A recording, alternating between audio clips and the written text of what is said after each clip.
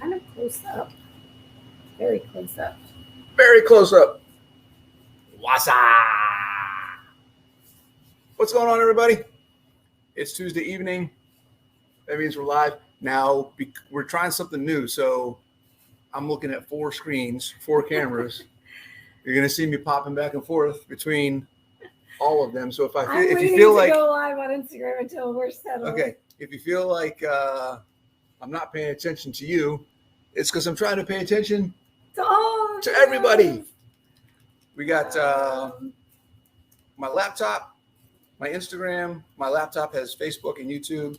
And then we got Nat's laptop, Nat's Instagram. I don't even know what we're doing. One of these days, we're going to figure out how to get like one camera on a computer or something and do all of them all at the same time. One day. One of these days. When we get more sophisticated. When we have more time and money to invest in figuring all that stuff out. So what's going on, everybody? We got Carlo is watching Reverse. That's fantastic. In case you guys didn't know, thank you, Rachel. In case you guys didn't know, Reversed. Hey, Natalie, what's going on? Reversed 4 episodes, right? 4. Yeah, 4 of the 5. So most of the whole season of the Reverse, the carnivore season, came out last night. If you go to Dr. Barry's YouTube channel, it is there. You can watch it, binge the whole stick of thing. We did last night. We watched until, all of them. Like midnight. A little after midnight, something like that. I Yeah, it was the late. lighting on your That was good. IG Live. It says I have a droid. Oh. It's because yours is positioned on that side. Oh, it's because of the position, huh? Yeah. Position is everything. Oh, I'm not on live yet. I just did a face. You're not even live. Hit the button. Hold on. I want to get everything settled. We're on Zoom. All right, we got people commenting. Keto Bikini Secrets on Facebook, streaming live. Natalie binged it last night too. What do we got going on over here? Rita, what's going on? Purple Loving Mama, what's going on? Oh, Purple Loving Nana, what's going on? I can't read. I've got Deb, Jennifer, and Vicky here on the Zoom with me. Facebook user said, "What's up, Coach? Last night in Tennessee. Where are you going, Bubbles?"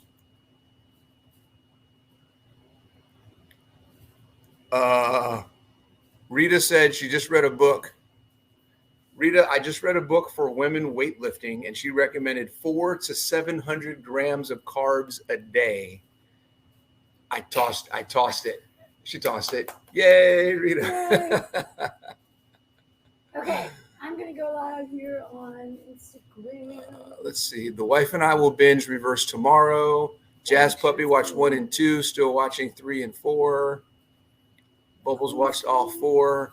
Bubbles is in vacation in Tennessee, on the way home to Maryland tomorrow. Travel safe, Bubbles. Travel safe. All right. What state do y'all live in? We are in Maryland, which is where our conference is going to be in the middle of July. So if you haven't heard us talk about Antithetic Baltimore is a conference that Nat and I are hosting together, July 14th and 15th. We got Dr. Cybus, we got Maria Emmerich, we got Amy Berger, Kim Howerton, a bunch of other people are coming to speak, and we'll be there. So if you want to come meet us, you can come there and meet us too, because we'll be there. We won't be talking, at least not as speakers, because we're going to be running everything, but we will be running around like chickens with our heads. Yes, we will. Okay, I forgot I can put this on the floor. There you go. That's better. Okay. Hi. We got her Zoom. We got her. You're not on? I'm so mad that mine isn't. Yours doesn't look as good. Don't filter me. I'm going to have like blush. But no blush. It's just lighting that looks like yours now. Natural lighting. Okay. We're going live on my IG. All right, we're live. All right, what are we talking about? And then we'll be live in 4 places. What are we talking about? Hello. To those who haven't seen us yet, we are live in 4 places. Welcome to live chat with Coach Nat. Live chat. And Coach Bronson. Well, we got some more questions. All right, we have a topic for tonight. We did? Yes. Hold on. Somebody's saying something about Reversed. Tennessee vacation, enjoyed Reversed. Just wish they showed more of the question and answer segments.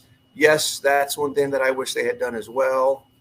but we took so much video while we were in Costa Rica for that series. I'm impressed with what they were able to cut together and make things kind of fit together in a way that they did. There were some complete sections of stuff we talked about they didn't even put in. So there was a lot of stuff for them to find the good stuff and put it in. I was really impressed with that.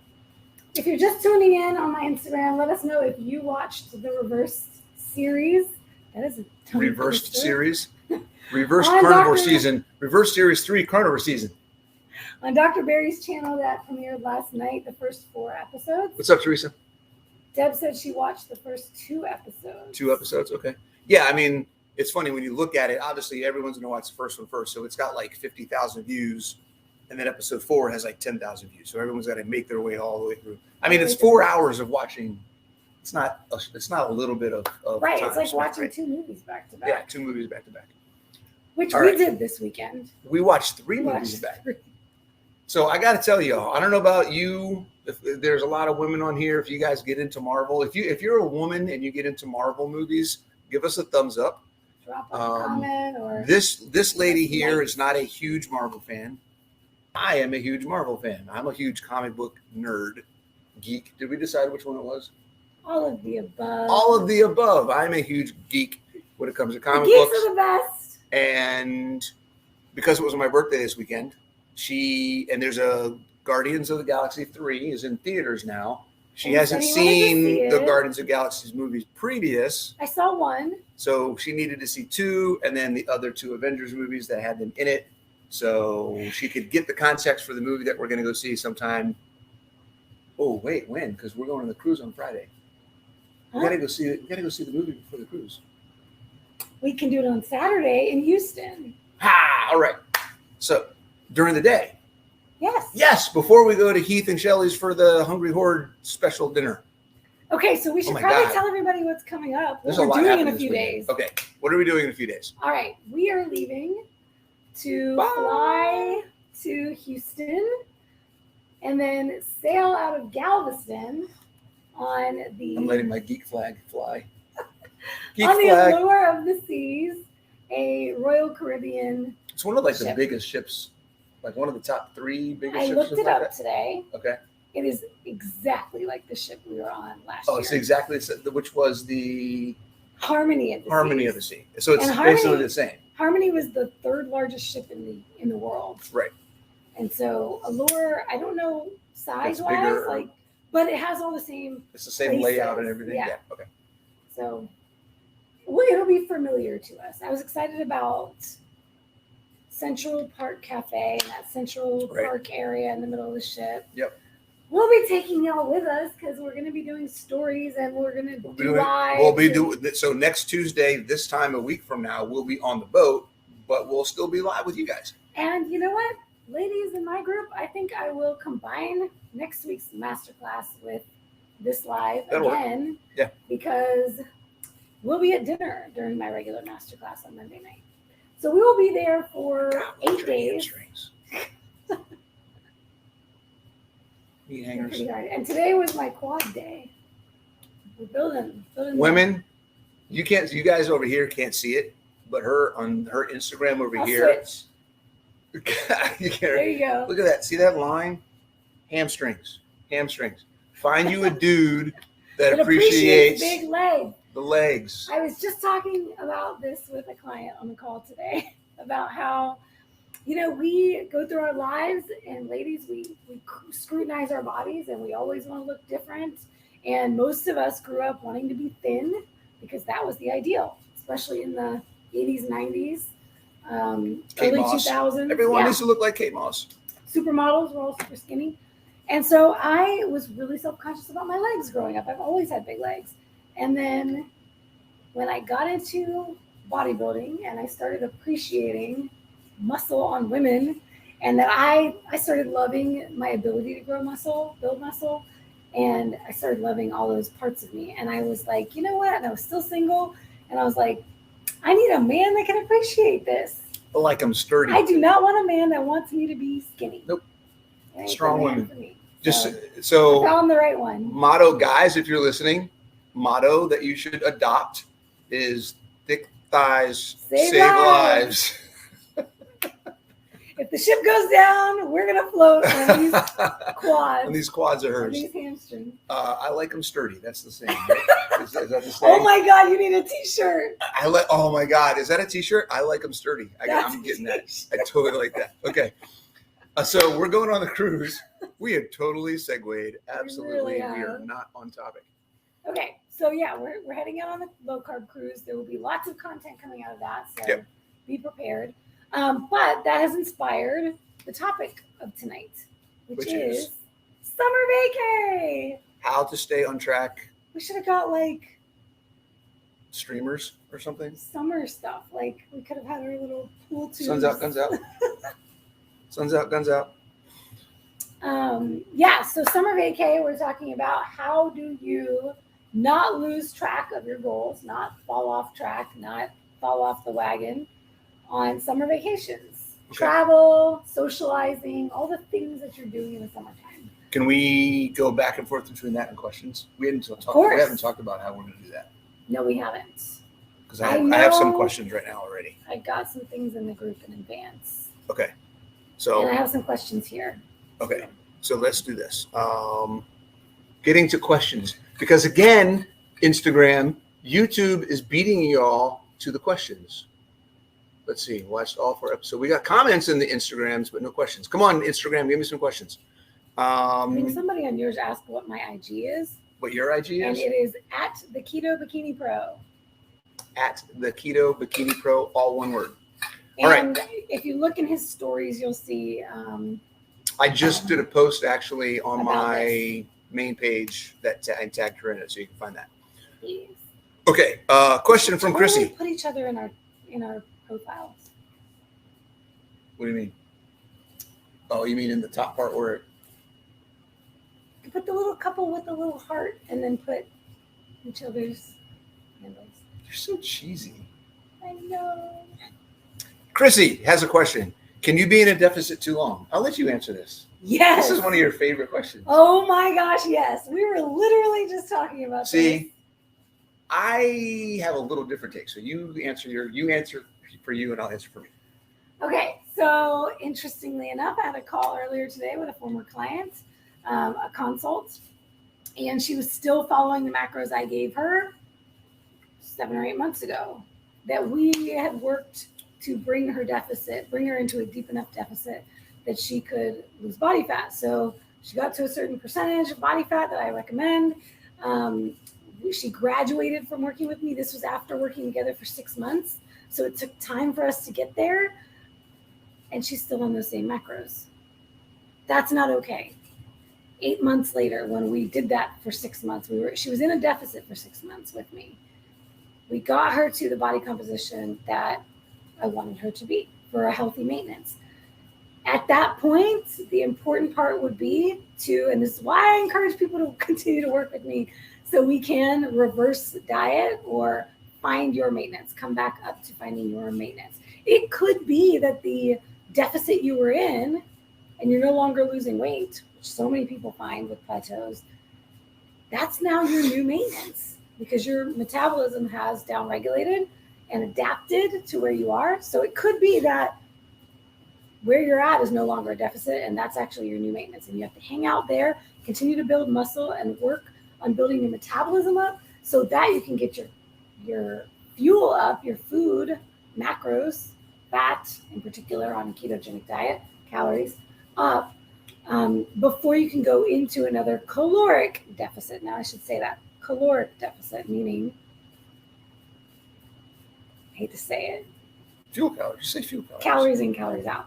But when we say deficit, we're talking about calories. And that's where this can get really confusing if you don't have a good, solid understanding of at least your definition of the words that you're using. Yes. Right. This is why we always love to clarify. Right. So deficit, calorie, fuel calorie, functional calorie, all of those types of things. The first question I would ask is, what do you mean by deficit, and how much of a deficit are you talking about? So technically, okay, I operate in a deficit a majority of the time. Okay. But my deficit is this comparatively. I'm not trying to cut for a bodybuilding show. I may be a 5 or 10 grams under my fat threshold on a daily basis for months at a time. And I don't really notice it. I don't care. It's whatever. So technically, you can be in a deficit long term. Now, if you're talking about being in an overall 500 or 600 fuel calorie deficit every day for 6 months, that's probably not a good idea. And what I would argue is Right? that you're not really in a deficit. You're at maintenance.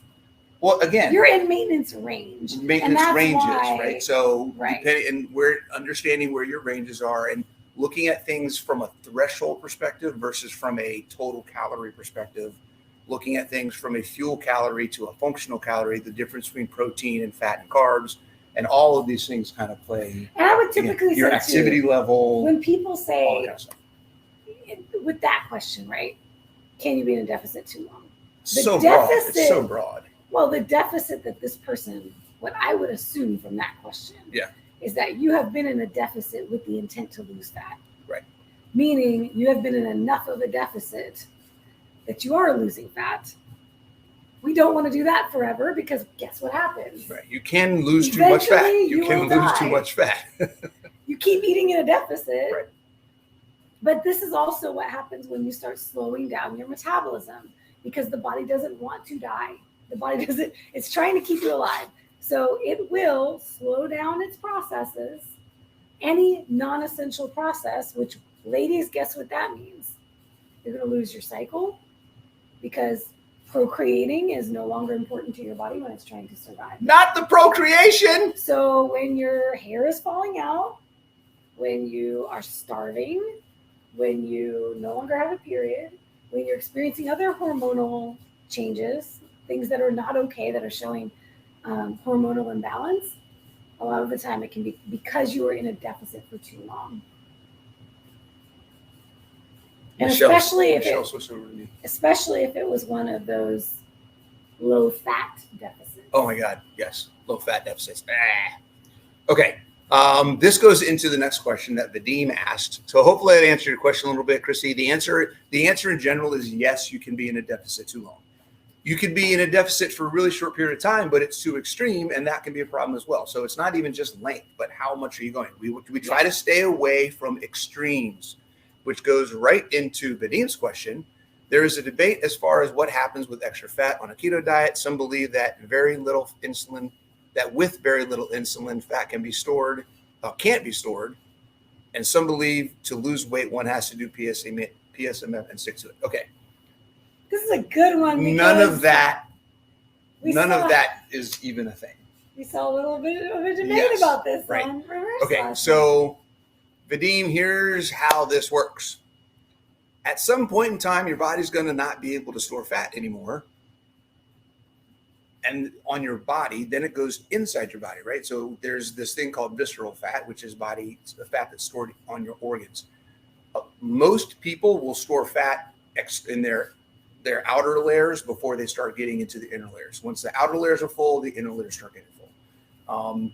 When we talk about intake of fat fuel, you can only use so much. Your fat as a product that you need to do things like hormones and cellular structure and all the different things that fat is used for, and including fat as fuel, you can only do so much with the fat that you take in. Okay. So if you have fat on your body, you don't want to take in a lot in your mouth. Okay. It's got to get stored. It's got to get stored. So where we get a lot of problems is when we get to a point where it's hard for our body to store the fat. Okay. That's where we get into problems. Now, going high fat versus going low fat, or high protein versus going low protein. Okay. The statement that you have to go PSMF to lose fat is absolutely not a thing. You do not have to go PSMF to lose fat. Okay. PSMF is a tool that can help some people who are very metabolically dysfunctional kickstart their fat loss process. shrink their fat cells, get their fat cells to start releasing the fatty acids instead of holding on to them. Okay. That doesn't mean that's the only way to do it. It is a quick way to get some people started. Just like the complete opposite, some people do really well eating more fat at the beginning, teaching their body how to utilize ketones and utilize fatty acids that they're eating. When their body gets good at doing that, then they can tailor off on the exogenous fat and their body will start using what they have on their body. So it's another way that they can kickstart fat loss. Okay. Either way can work for different people. I've seen both work. Okay. Regardless, here's one thing I have to remember, regardless of whether you do a PSMF, you use PSMF as a tool to lose fat, or you use high fat to lose as a tool to lose fat. Okay. Initially, you're going to need at some point to stop doing that and start finding what your body actually needs of protein and what your body actually needs of fat, and start doing that as your priority with moving your body. And then that will maintain the process that you use these other tools to kickstart. I hope that makes sense to everybody. You can't start on extremes and stay at extremes. You got to bring it back to the middle at some point in time. Yeah. The summary of that is we are fans of not going to the extreme. Yes. And the grand majority of people don't necessarily need to go to either extreme. Yep. But these things are popular and they're... Because they have an effect. They do work. The problem is people do it and then, well, it works. So that's what I have to do for the rest of my life. But I would argue that the reason that, particularly like, let's go with the high fat, for example. The reason the high fat works is not the reason people are saying it works. And then you get this in your head that I need to eat all this fat to lose more fat. Right. And that is not an accurate. Right. Getting the phrase eat fat to lose fat conflated with being fat adapted helps you burn fat. It's not the same thing. It's not the same thing. It's not the same Exactly. thing. Exactly. Not the same thing at all. Yeah. All right. Hope that answers your question, Vadim. You do not have to eat fat in order to lose fat. You do not have to go PSMF in order to lose fat. What you need to do on some level, hopefully not an extreme level, is use more energy than you take in. That's really all it is. Now, does that mean calories in total? No, because it could just be fat. And that's how I do it. I focus on the fat as my energy source. I don't count protein in my macros when it comes to fuel management. I just count my fat. Okay. So it's not total calories. I don't look at total calories. I look at functional and fuel calories. If you don't know what I mean by functional and fuel calories, either get my book, The Ultimate Ketogenic Fitness Book, or go to my YouTube channel, Coach Bronson, on YouTube, and watch my video on functional and fuel calories. Yay. Okay. All right, let's do some questions on the topic of the night. The topic of the night. Summer vacation. Okay. All right, so Tori asked, I saw something from Tori, how to resist pineapple and peaches. How to resist pineapple and peaches? How are you going to resist pineapple and peaches? I don't care about pineapple and peaches. It's easy to resist things that you no longer have a desire for. Right? So a long time ago, I mean, I've been doing this for 5 years now from a nutrition perspective. A long time ago, I realized that my progress and my health and how I feel was the most important thing to me, and that there was no food that was going to be more important than that. So I think we can expand this question out to any food. Any food. Yep. That, let's say, is a summer food, right? Obviously, these days in this. Okay. Go ahead. Okay. Go ahead. Go ahead. This is for your people are still listening. I'm doing There's no way I can focus while you're doing that. A little power Go ahead and do your commercial. A little power putt commercial. Okay. What were we talking about? Any food. Resisting temptations of Resisting foods temptation. that you enjoy. Power plugs. Resisting power plugs. Actually, you know what? Guess what I did yesterday? What? I put my Power Pucks in the freezer because I thought you might have eaten them all. Eaten them all. no, I thought you ate them all. no, Because the bag was I gone. had 3 of them last night, Mhm. and they are made with whey, and I don't do very well with dairy. And we are going to be on a cruise ship in a few days, and I have had all kinds of congestion lately. So I'm concerned that I don't want to have a full-blown sinus infection before we leave. And so I had 3 of them last night, and I was like, you know what? These need to not be in the refrigerator. Let me put them in the back of the freezer. Do I know they're there? Yes. But are they readily accessible to me right now? No. Are they going to be looking at me in the face every time I open my refrigerator? No. So I moved them out of my vicinity so that they would not be as much of a temptation. And then back to Bronson's point, I have a reason why I'm not going to eat them before we leave for the cruise. That is important to me. I want to feel well on this cruise. I do not want to have to get on a plane and then get on the ship and feel like crap and then not be able to interact and socialize and do all the things that I want to do.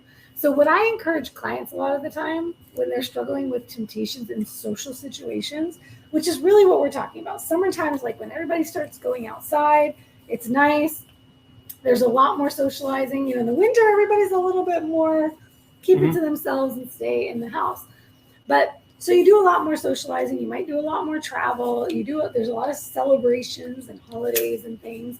And so you may be going to cookouts. You may be going places where people are having food. And so you're going to be around foods that you don't typically eat that might have been very tempting to you at one point.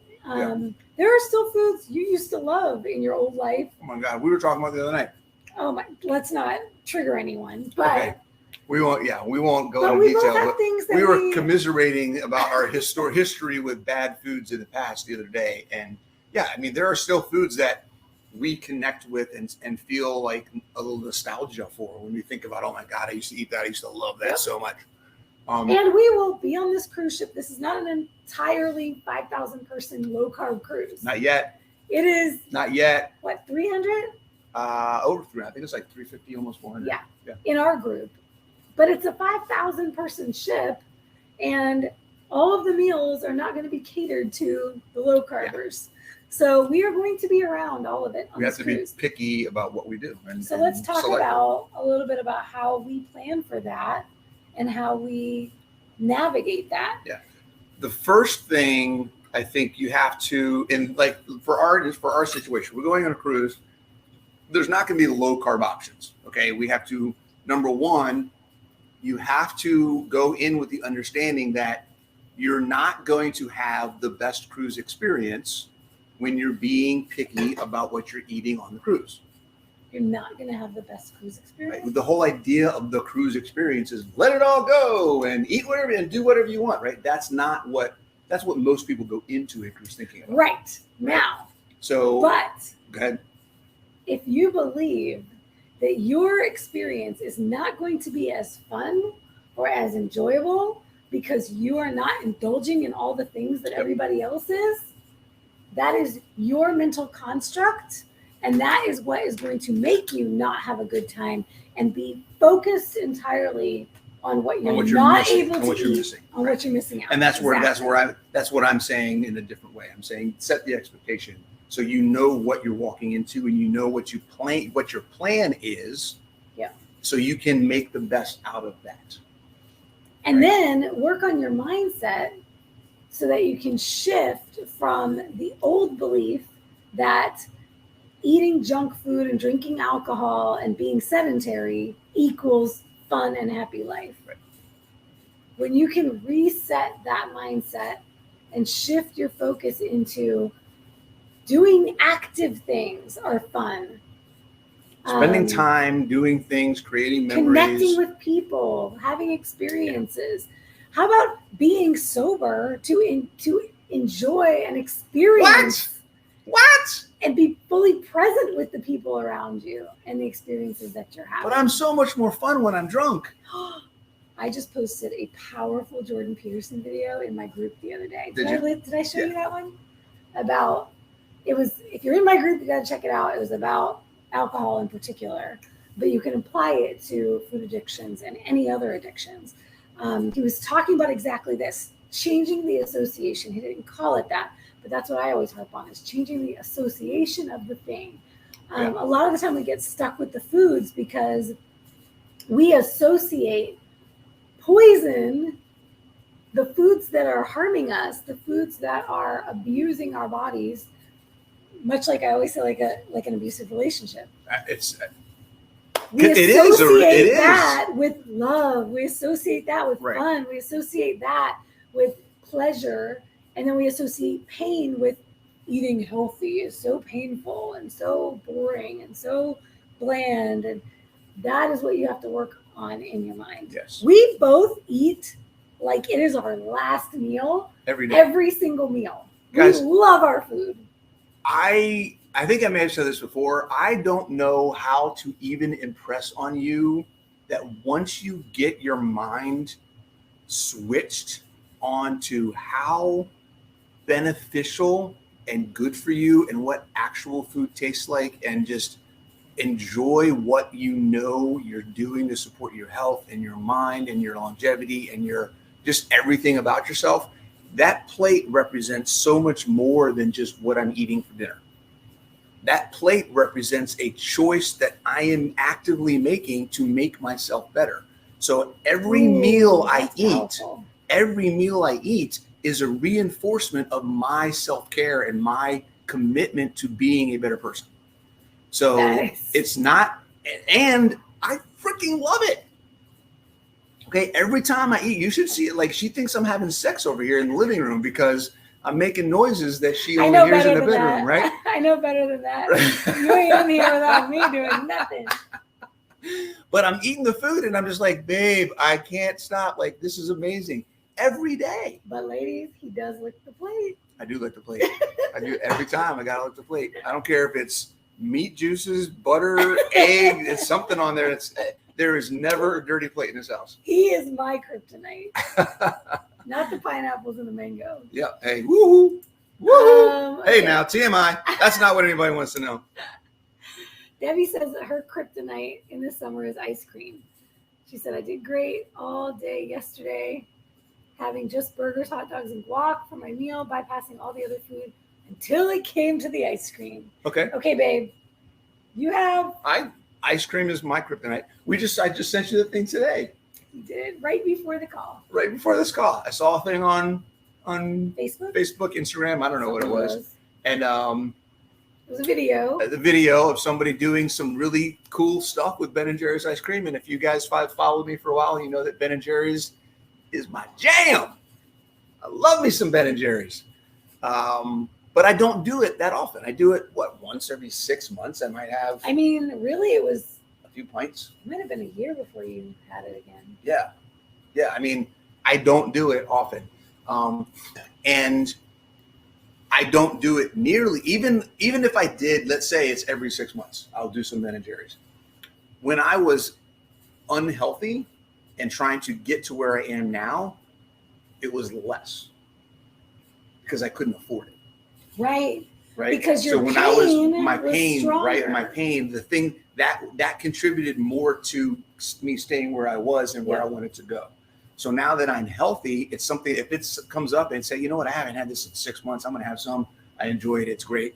It's not going to set me back to have one day where I have some Ben & Jerry's and I'm in a physically and biologically, physiologically, neurologically sound position where I can do that. And it's not going to send me back. Right. This makes me think of when you're at the beginning of your journey, or maybe you've lost a little weight. And you go out with people and they're like, you can afford it. Right. You still can't. You don't know what's in my wallet. You don't know what I can afford. Absolutely. Right? Yep. That's like telling someone who is deep in debt, trying to desperately to get out of debt and to be able to afford a home. Right. And you go out shopping and you're like, you can afford that. Right. Go buy that car over there. Yeah. It is. They don't know, and you shouldn't listen to them. So, long story to say that whatever your kryptonite is, your why for this journey is the Superman. Wait, what kills kryptonite? Because kryptonite kills Superman, right? What? What kills kryptonite? Nothing. Nothing? Kryptonite can't be killed. It's just a rock. Well, how does You're Superman... trying to find a core. If you surround it with lead, then it. Okay, so what is going to be your lead? What is going to be your lead? What's your lead case to surround your kryptonite? But that's actually a really good analogy, because what we're talking about is controlling your environment and controlling the situations you put yourself in. Okay, well, that's one half of the coin. But that's One you side of the bring coin. your box with you, right? That's kind of the analogy that I'm thinking about. She went there, y'all. She totally went there.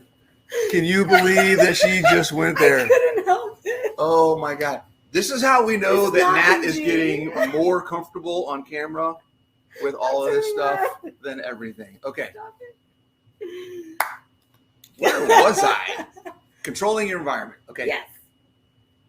So we have the I totally lost where I was going. We to have the talk about mental, controlling. emotional, and we have the practical, physiological, right? So you're talking about the practical side of things. Right. Controlling. Oh, I was going to give you an example. Yeah. So this is just a personal story, guys. I mean, you guys, we were talking about this the other day too. There's a lot about me that we Yes. haven't, that we haven't talked Y'all about. don't know this. This is another aspect of my story, and coming from when I was going through my first divorce. After my first divorce or separation, I went through a phase where I was working my full-time job, and then I started bouncing at some clubs in the area. I turned into a frat boy, pretty much.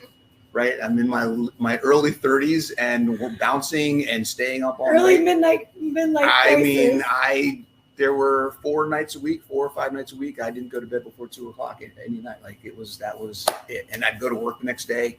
Like it was. It's a good thing I not didn't good. meet him then. It's a good thing she did. Although you said if you had, you still would have liked me. We talked about this before. At any point in our lives, If we had met, we been in the same place Yeah. at the same time, it would have been a bad. thing. It would have been bad. It would have been bad. But there was at some point in time that caught up to me, and I had to say, I can't do this anymore. Like this is not good. I was in some relationships that ended very badly because of my habits and my attitude and the way I was doing things. I had a drinking problem. The only thing that was going well in my life at the time was work. That was like when you know how I am when it comes to work. I got to work, it was whoop, boom, let's go. But even that wasn't going well because the attitude that I had, right? We talked about my attitude about certain things and the way that Life I carried has myself. This man. There was some issues with, and so there was a lot of things that had to change. One of the things I had to do was stop going to all of the places that I used to go. Right? Oh, yeah. I used to bounce at 3 different bars in the town, in this town that we live in now. There's 3 different bars I used to bounce at. I haven't been to any of those bars in over 10 years. Wow. Not once, because I decided if I'm going to change what I'm doing, guess what? I have to change what I'm doing. So going to these bars, I can't go there because when I go there, I'm living an identity. We get back to identity of somebody who I'm not wanting to be anymore. So I have to do something different. So that's part of controlling your environment. And that's when you talk about going on the cruise, you're going on vacation. Control, you have the choice to say, I'm going to go to that thing or I'm not. If you know that you're going to go to a friend's house and they're going to have barbecue and they're going to have a bunch of beer and a bunch of alcohol and they're going to be partying and they're going to encourage you to do the same thing and you don't know if you can stay on plan when you go there, it is better for you not to go. Okay? There's 2 reasons why. And there may be more, but there's 2 that I can think of right now. Okay? Number 1, you are making an active choice to control your situation so that you don't put yourself in a spot that you will regret later. Okay? Secondly, You are letting the people in your circle know that you are serious about what you're trying to do. And they will get the message if you consistently make that choice. That right there is everything when it comes it's to other people. It's okay to say no and set that boundary and say, no, if you're going to pressure me to do something I don't want to do, then I'm not coming over to your house. I'm not spending time with you. Right? So you're protecting yourself. Just like we put a fence around our house for our kids and our pets, you're putting a fence around yourself to make sure that you stay on track. And I know a lot of people in that space, but I will also say that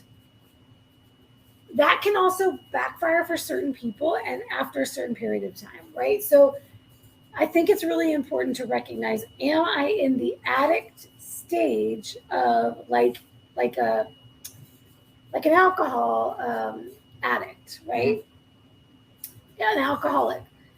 You cannot be around it. You know, those with eating disorders, trying to heal an eating disorder, you have to stay away from your trigger foods for a certain period of time and eat a structured program, if you will, structured meal plan type of thing.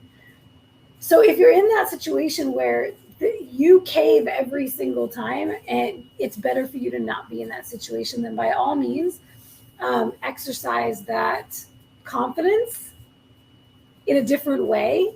If you cannot be confident in that space, then exercise that confidence by saying, I'm not going to be there. However, this is not a good long-term strategy.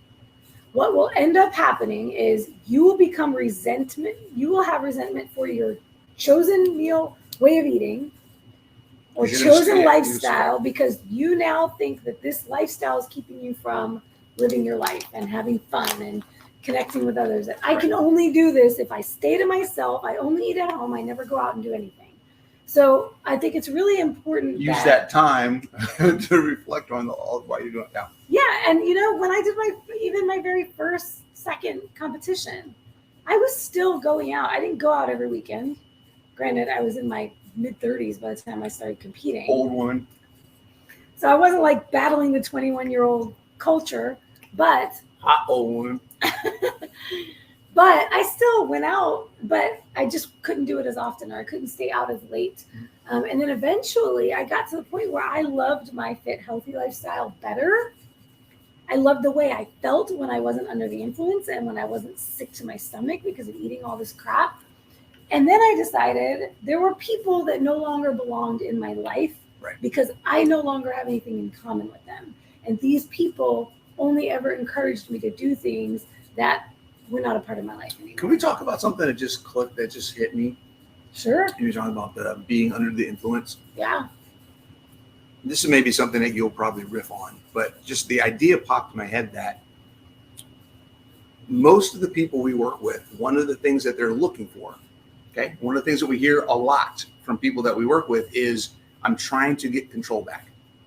I want to get control of my life. I want to have control of where I'm going. I feel like my body's been controlling me. I don't know what's going on. They've lost control. Yeah. Some of these same people have absolutely no problem losing control when it comes to alcohol. Yeah. And food. And food, right? So you've got to decide, like, if you're looking to be in control, then why are you giving control? Giving it away. You're giving it away. Giving your power away. So that's another aspect. You think about when you're making the choices for what you're trying to do, the choices that you make, ask yourself, before I make this decision, if I do this, am I doing this because I'm in control or because I'm giving control? And then that will help you decide what you want to do. Hopefully, it'll help you. It's another checkpoint along the way of helping you decide what you want to do. And that point about your own consistency speaks louder than any argument, any discussion. When people are not open to discussing these things, they don't want to know about what you're doing. They're just discouraging you, or they want to argue. That's not going to do anything. So I always say, lead with your actions. It doesn't have to be a big deal. Right. If you're confident in what you're doing and you feel good about what you're doing. Think about this. Like, do you look at us guys? If you see us, I've been carnivore for 5 years. I've been doing fitness for 12 years. You've been doing this for almost the same amount of time. Yeah. Right? Yeah. Right. So do you think that anybody in our life that we have a problem with telling them, no, this is not something we're going to do? Right. We go to your parents. Your parents, your goodness, mom asks us yeah. all the time, you guys want this, you want that? And we're like, no. You know what we like. You know what we're going to do. Don't you don't need to ask. Thank you for offering, but no. It's not even a question of whether we're going to say no or let them do it or whatever else, right? When we go out, we already, it's just, this is how we order. Like, this is just what we do. Like, all the traveling and all the events we do all day, all year long, we don't drink at any of those. You will never see us with a cocktail in our hands.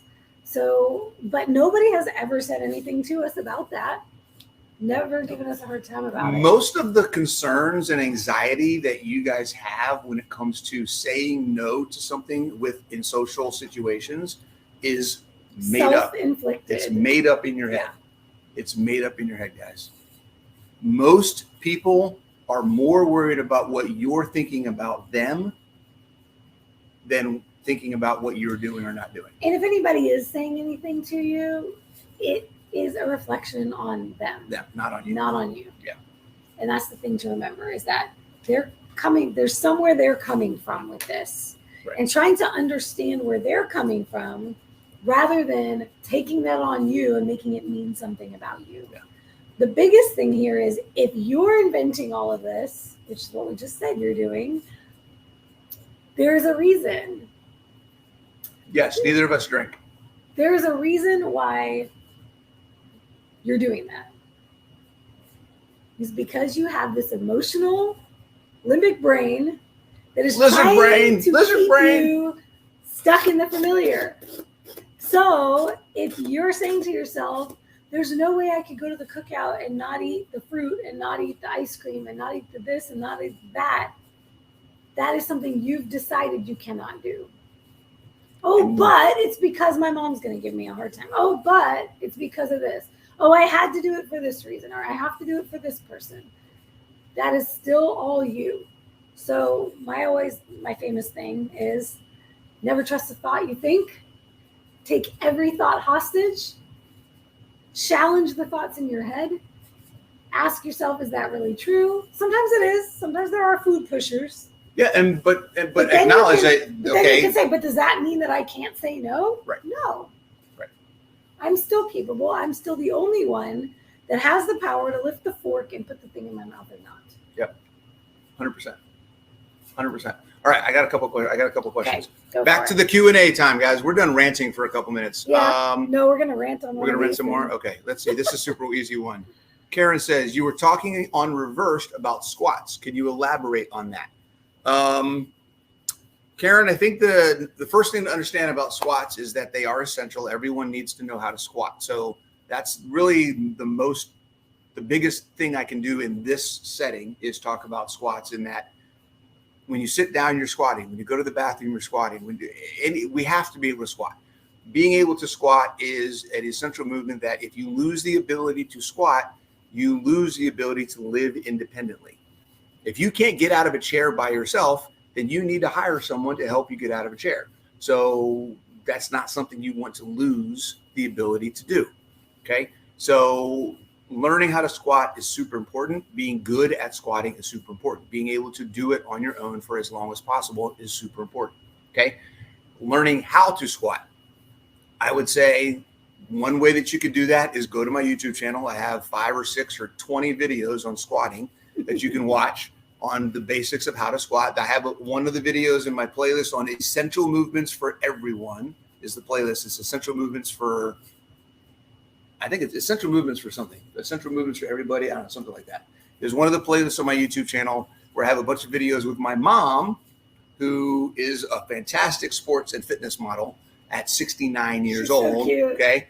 Where she is helping me walk through and demonstrate the basics of some the different essential movements, walking and carrying and lunging and twisting and squatting and things like that. So if you go to my YouTube channel, there's some basics on how to squat. Hope that answers your question, Karen.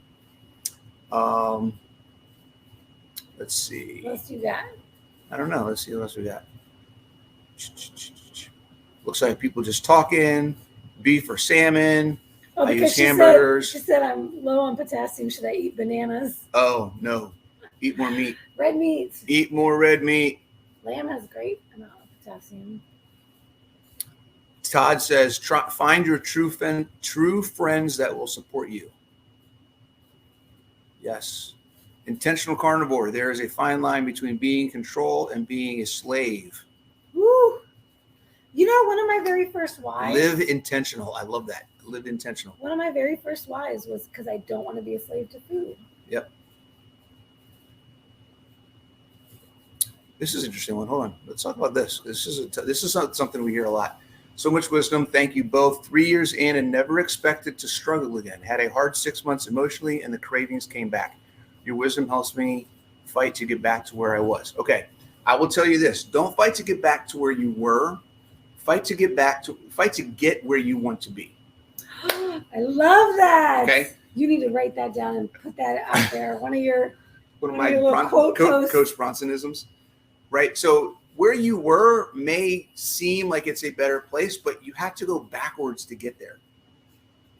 Okay. So think about, where do I want to be, and just start the process over again. I talked about this with my mom with her attorney thing. Like, don't compare to where you were.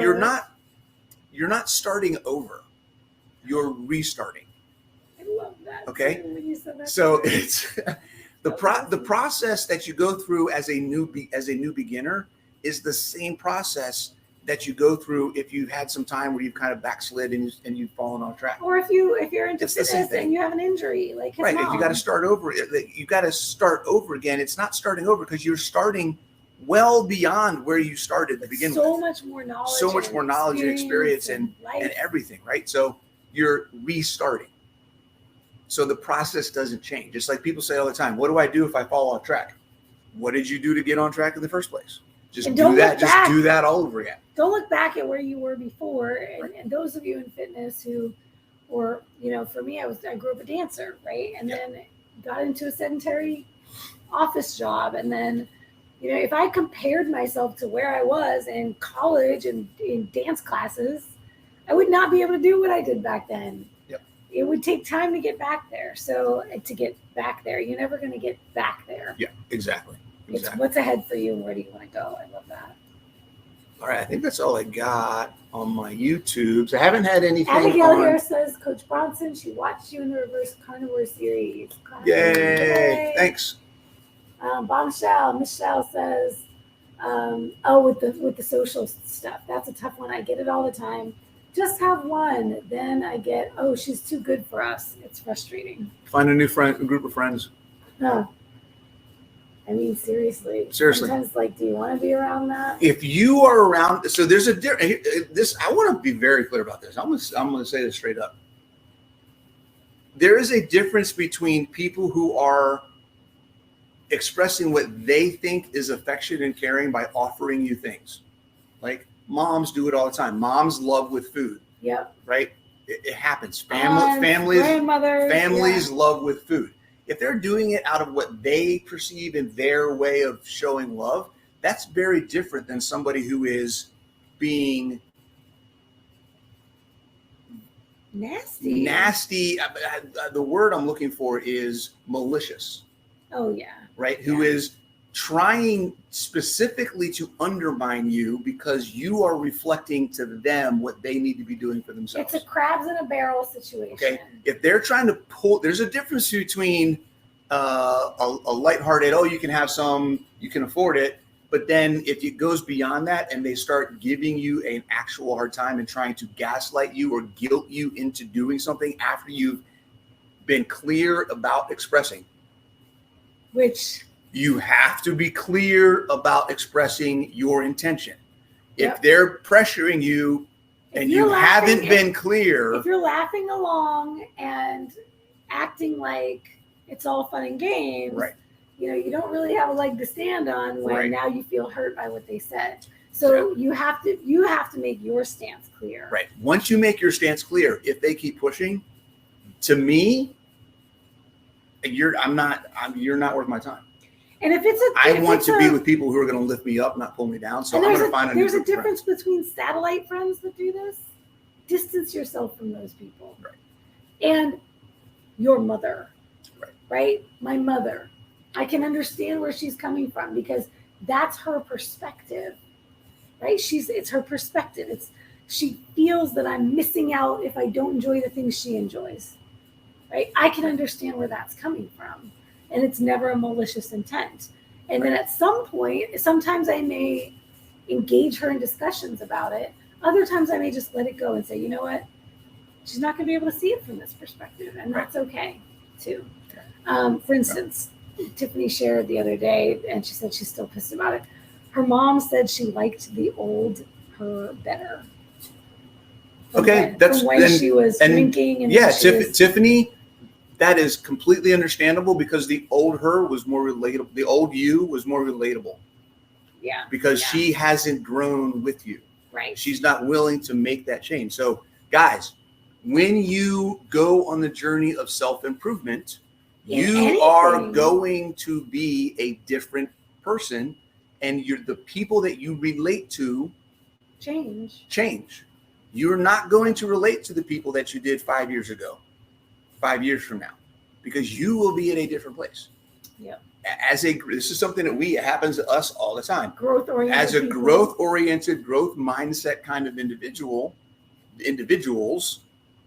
right? We have often in our lives, because we are always striving to grow and change and evolve. Yep. We have grown out of friendships and relationships, and it happens quite frequently, actually. It does. So this is why the only prerequisite for my partner, like the absolute must-have, it was not about where is he now, what is he doing now. It was about where is he wanting to go, because anybody who was just okay with wherever they were never going to be the right partner for me. Because of that exactly that fact. I'm not going to be the same person in 5 years. And I don't want to be with someone who wants me to be the same person 5 years from now. Yep. And is expecting nothing to change. But many of us have family members, yep, especially previous generations, but even in our own generation, we have many family members who don't see eye to eye with us. People in our day-to-day lives, right? Because our keto community is all online. Yeah. You know, he did win his mother over to the carnivore side. My brother temporarily, and his family. My dad sometimes off and on. But that's the other beautiful thing too. All my whole extended family. When you walk the walk, people start to come along. That's where I was going to earlier when I was saying, look at us. Like, it's not just do you think we have a problem telling people no or telling people what our expectations are, but do you think anybody looks at us that we've been around, like in our family, our friends that we've known for 3, 4, 5, 6, 10, 15 years, looks at us and goes, I can't believe you guys are doing that. Right? Nope. There is nobody that I've known for more than a couple of years that looks at me and says, are you sure this is the right thing to do? Right? I mean, come on, guys. Clear. Right? The evidence is a little out there. We're living that this is pretty much the jam. So that it is what it is. Well, and our loved ones have seen our health improve. Right. They've seen what we went through before. Yeah. And so they love us enough to see that we are better. And that matters more to them than their own comfort, and that's ultimately what you're experiencing in social situations where people are giving you shit. It is because they're not comfortable. It makes them uncomfortable. Thanks, Hancock Healthy Living. Appreciate it. All right. Do you have any questions? We got questions? Yep. Do you recommend IF while trying to gain muscle? No. Can't tell if it's helping gains or hurting gains. No. Yeah, we are not big proponents at all of fasting of any sort.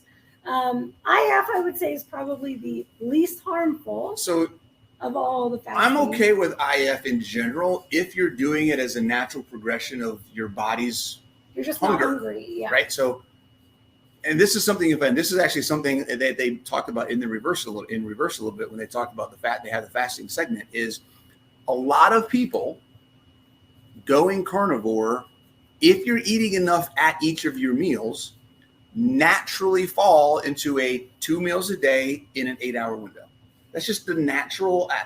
I can't tell you how many times I've seen people just fall into it without tracking their time and trying to eat at a certain whatever. It's just, I kind of eat 2 meals a day, and that's just how it is. That's how it was for me. That's how it was with most of the clients and people that I work with. They naturally fall into that. So that's what I do. There's a natural clock, I think, in most people that if you're eating enough food and it's nutrient dense enough and your body can utilize it enough and you're getting enough of it in at each meal, 2 meals a day in an 8-hour window is probably where you're going to end up.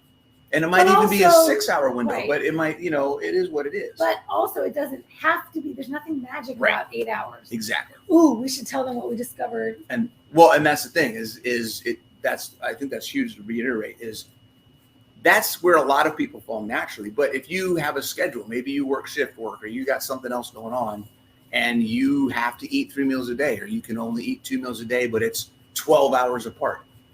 Fine. Exactly. Absolutely fine. Don't sweat it.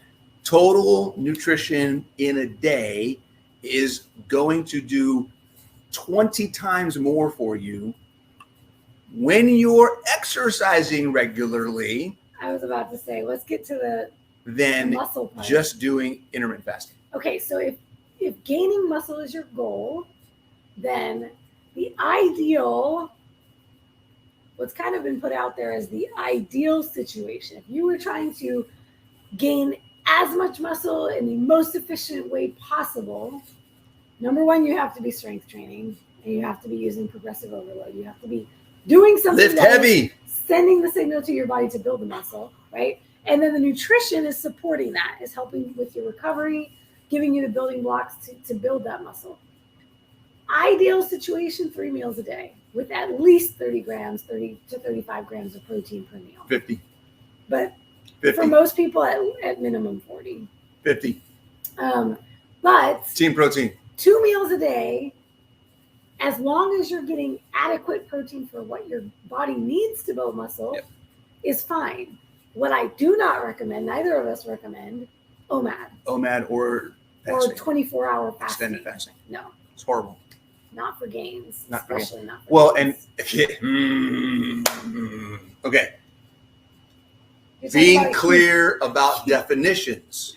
Okay. She says not for gains. OMAD, extended fasting, not for gains. Okay. When she says gains, and what most of you guys think about when we talk about the word gains is putting on muscle, getting big, getting huge, right? Let me tell you something. Real talk, guys. Most of you listening to this on all the different platforms we have going on right now, okay, need to gain lean mass. That means anything that you're doing to improve your amount of lean mass on your body is gains. We're not talking about getting jacked in the gym. Right. We're talking about increasing your muscle on your body. I don't care if you're 65 years old and you're a woman and you have never been to the gym in your life, you need to build muscle. That means the gains that you get from your resistance training are important. They are more important than your need to fast because you think fasting is going to help you lose fat. Yes, I'm so glad you said that. Okay. Because all the ladies out there that are like, well, I don't want to get bulky, so I am going to do all the fasting. No. And this crap about human growth hormone increasing because you're fasting is crap, people. Like, you got to give your body the nutrition that it needs to build itself. Yes. Every part of our body is actually built from the food we eat. So, and Abigail says, thanks for the response. Currently lifting 3 to 4 times a week. Heavy enough to do 6 to 8 reps progressively until failure. Yay. Good job. I love it. Good job. Awesome. Yeah. So don't care about the IF. Oh, yeah, and then what I wanted to point out was good old Andrew Huberman. And Amber Huberman. Andrew Huberman. Thanks to an Andrew Huberman Labs podcast, I learned a little something about this 8-hour window. Uh-oh. That was kind of fascinating. Do y'all know why 8-hour windows for eating have become the thing? Did I tell you? What? No, what? Where that came from? No. I feel like I know this, but go ahead and you'll know it when I say it. The studies that they did were 8 hours. Yes. Why? because that's when the people were working, y'all. The lab technicians were working in 8-hour shifts. That's the only reason why we have the studies on the 8 hours. It's not that 8 hours are magical. No. So, right? Yeah.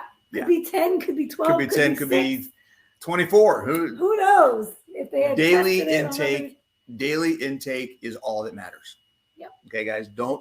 Again, if you're stressing over your schedule and when you're going to eat and what you're going to eat and eat before a workout and don't eat before a workout just and make eat sure after a you're workout. eating enough. Just eat when you can eat and eat as much as you can and get what you need and work out when you can.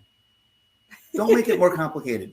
Stop making it complicated. That's the title. That's going to be the title of my new book. Stop making, although the new book is going to be a little dense. A little more complicated. A little more complicated. I'm working on book number 3, guys. It's a banger too. It's going to be a banger. Just to give you guys a quick insight, it's going to be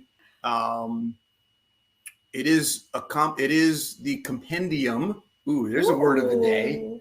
It is the compendium to my process and my method. So how I look at all of this broken down into many chunks to hopefully help you guys understand how you can apply the things that I do the way that I think to your own individual situation. So it is literally my brain in a book.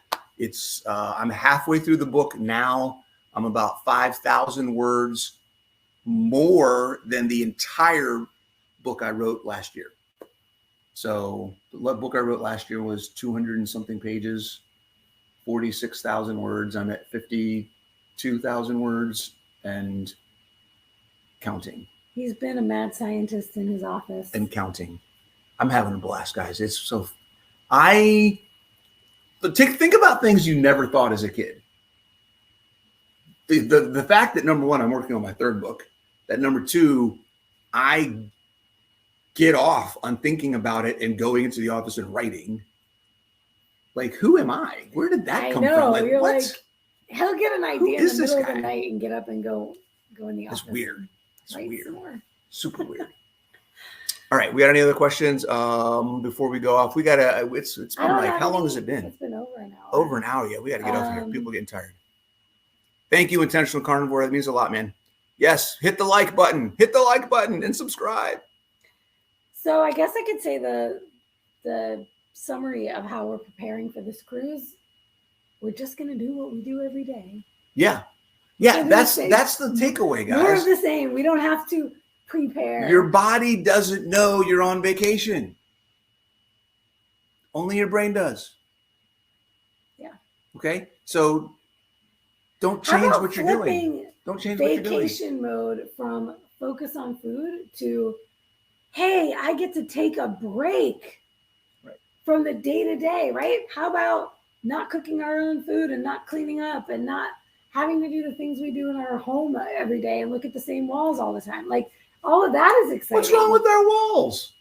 There's nothing on them. We didn't put we've got like a stack of pictures. All my pictures, and we haven't put them up. But we'll get a beautiful backdrop of the ocean to stare out at every day. Oh, Christine did have a question. Berberine. What are your thoughts on berberine? Was there an actual question about it? It says berberine question. She asked about it earlier. Let's see if I can find it again. The question. I already know what the answer is. But I know what the question is, but I'm curious what the actual. Do you think berberine can be effective? Hold on, let's see. Put it there. Do you think berberine can be effective for a carnivore close to 2 years? My question for you would be, effective for what? I'm in her head. Sometimes he takes the words out of my mouth.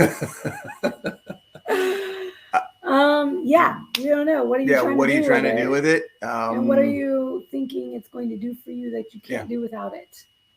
Yeah, because why she's asking, if you are actually doing carnivore, whole foods based carnivore without processed foods, powders, supplements, treats, whatever, then given enough time, you shouldn't need to worry about berberine because your blood sugar is going to do what it needs to do and it's going to settle down. So if you're actually carnivore and you've been carnivore actually for long enough, If you're you shouldn't need to be worried about berberine. right, if you're concerned about your blood sugar, I'm wondering, yeah, I would What else is take a going on? closer What look else is at going the on? diet. And guys, the Oh, secret. she said weight loss. Yeah. Berberine. No, because once you stop taking it, what happens? It's like anything else. It's artificially lowering your blood sugar. affecting your biology. As soon as you stop taking it, your biology is going to go back to what it was if you haven't changed the habits and the things that you're doing. So changing the habits and the things that you're doing and the choices that you're making and the food that you're eating is going to be more effective long-term and more sustainable than doing some kind of short-term shortcut that's going to last for only while you're doing it. And then you're going to go backwards when you get off of it. So none of that stuff makes sense to me. If you're really trying to make a change, then make the damn change. Right. If that question were more geared toward, I've been trying to get my blood sugar down and my A1C has been up and my fasting insulin is up and everything that I've thrown at it is not working and the keto and the low carb then I'd be like, okay, first of all, ask a doctor that question because I'll tell you, my functional physician does not like for people. Berberine is one of the supplements that he does not recommend for people to just go and start taking. He wants to look at blood work. He wants to look at what's going on with a person and then recommend it for short periods of time for people in very specific situations. Again, it's a tool that many people use more than they should. Yeah. And there's a lot of supplements that can, like berberine is a very powerful supplement. And so you have to be careful with taking things that are going to change biologically what's happening in your body. Yeah. Same thing with strong herbals like oregano oil.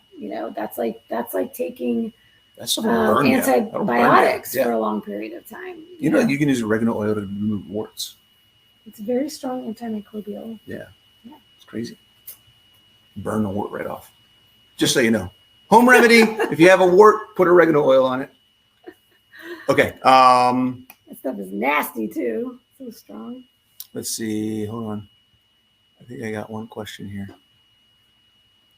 If I wanted to reduce my 70% body fat to 10%, would I reduce the massive food intake or just? All right, we'll answer this question, then we're done for the night.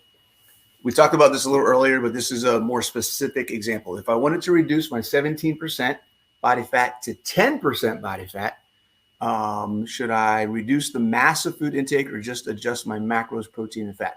I'm currently trying to grow muscle, so I'm just eating as much as I want when I'm hungry. Oh. Sorry, I kept pressing send back. Okay, so first of all, food intake is macros. Right. So you can't separate one from the other. Right. Massive food intake equals macros. Okay. And then what you said in the second part, Allie, just eating as much as I want when I'm hungry.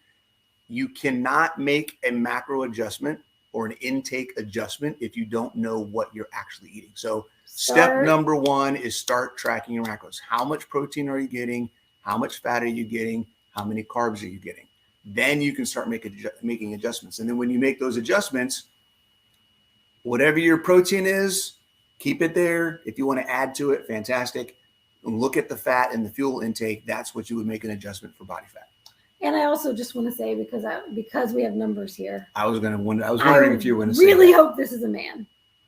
Because 17% body fat for a female is very, very lean. Yes. You should not want to get to 10% as a female. Right. So hopefully this is a guy, and if this is a female, you may seriously want to reconsider trying to lower that percentage even more. Yeah. If you didn't say it, I was going to say it. I was like, wow, I hope. I was like, yeah, 10% is, if you're a woman, 10% is super low. I would not recommend that. Even for a show, like how lean do you get for a show? 15. 13 at the lowest? 14 to 15 was the lowest I've ever been for a show. And that was this last show, which was the lowest I've ever been. I thought you had 13. No, I think it was 14.6 or something. So, I mean, for that was stage, on show day. That was like for 2 days. On show day, on stage as a professional bodybuilder, 14%. Okay. And we can show pictures. You can post some pictures and be like, if you need to get leaner than that. I mean, where I'm at right now is 22 23%. And that is a healthy amount. Yeah, that's a healthy. That's where I normal recommend for most life. women are at. Most women should be between 22 and 24. That's where I recommend Yep. most women to be at.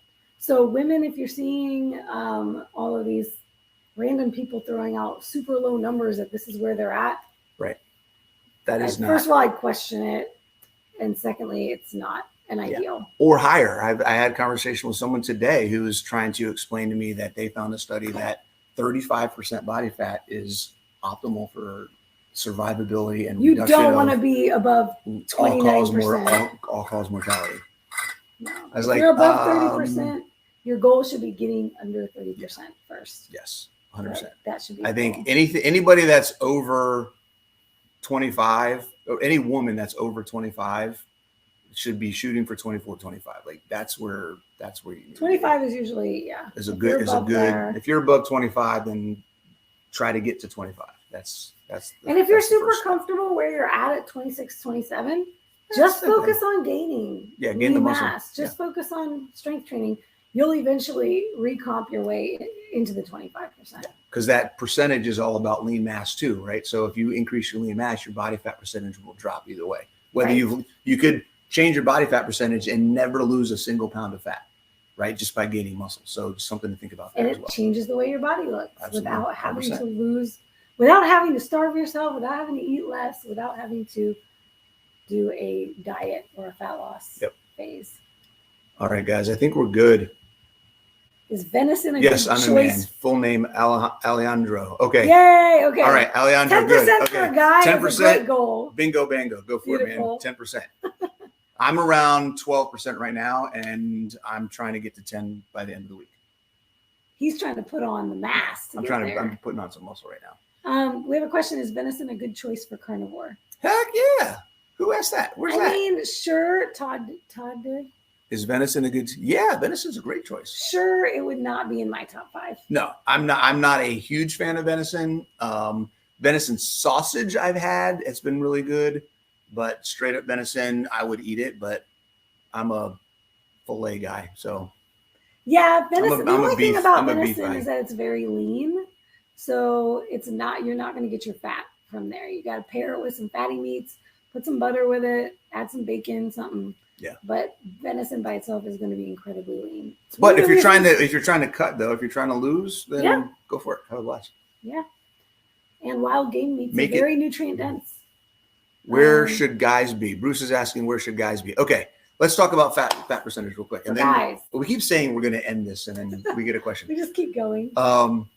Okay, so guys, healthy range. Okay, we'll say healthy, optimal health range. We're looking at 18 to 22 on the high end. Okay, you talk to some people, they'll say 16 to 18. I think that's probably a little lower than it needs to be for men to be healthy. So 18 to 22 is not a bad range. To be athletic and lean, 16 to 18, right? Under 18, you start seeing some definition that you probably wouldn't see otherwise. If you want to get cut, then you're looking at 15 and under. That's where you start really seeing the abs start popping. You start seeing some things if you have enough muscle. So, and that's another aspect for guys and for the ladies, right?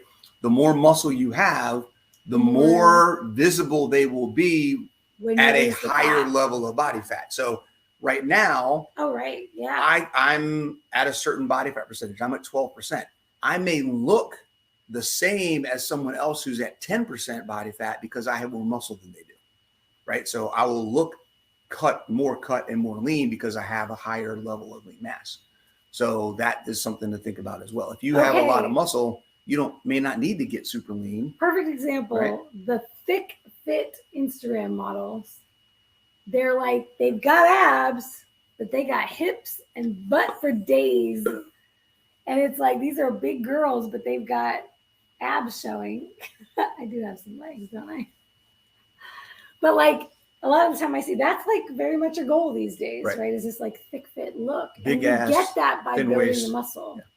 And then you can get away with having more body fat on you. It still looks appealing because it's, I'm going to use that term, toned. Right. Well, because that's how, for me, guys, and this is one of the things that stuck me, that got me in my journey when I lost 70 pounds and then I gained another 40, 50 pounds is because I had a lot of muscle. So I could wear clothes that were the same clothes that I wore when I was more in shape, and it didn't look that bad on me. I still filled out my shirts right. Now I had a gut, I had, other things going on, but it didn't look as bad. If I took my shirt off, then you're like, ooh, what the hell happened to you? And that's what I would say to myself sometimes. Ooh, what the hell happened to you? But, because I had more muscle, I was able to carry it better. So some things to think about. Muscle solves a lot of problems. Yeah, my ladies that struggle with, and men who struggle with body image, building muscle is the best thing you will ever do for your body image. Not just for how your body actually looks, but how you how you feel about it as well. Exactly, because that's everything really is how you feel about it. How you feel about it. All right, guys. All right, fam. We are an hour and 20. Can you believe that was an hour and 20? Woo! Nobody's going to watch this replay.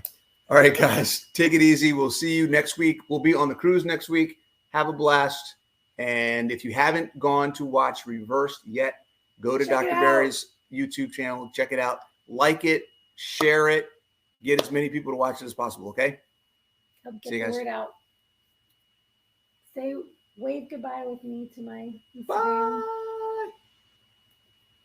Hasta la vista. Bye,